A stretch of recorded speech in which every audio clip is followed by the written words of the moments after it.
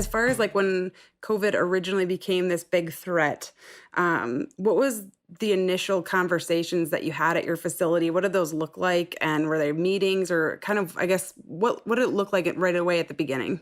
So at the beginning, which I would say was probably early March, we kind of had nobody really knew what was going on, to be honest.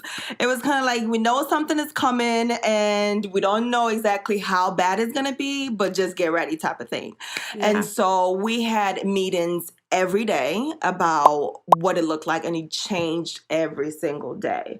So today we got to do this, tomorrow is something totally different. So it was a lot of stress because of that, because of the constant daily changes.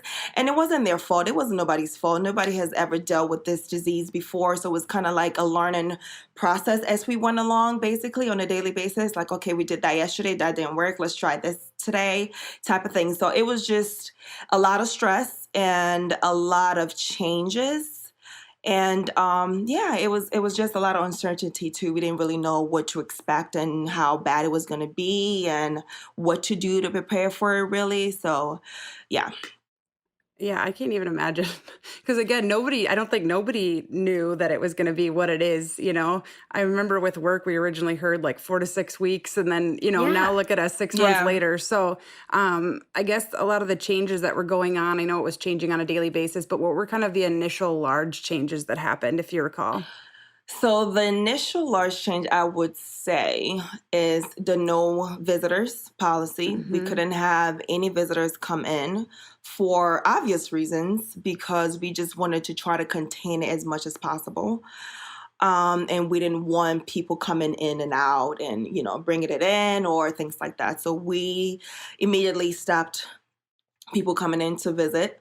If you worked in that facility, you couldn't go to other facilities for like PRN or picking up shifts or stuff like that in other buildings. So that was like immediately, like we can't do that anymore. What else would I say? I would say we stopped doing like different activities, so having large groups of people together.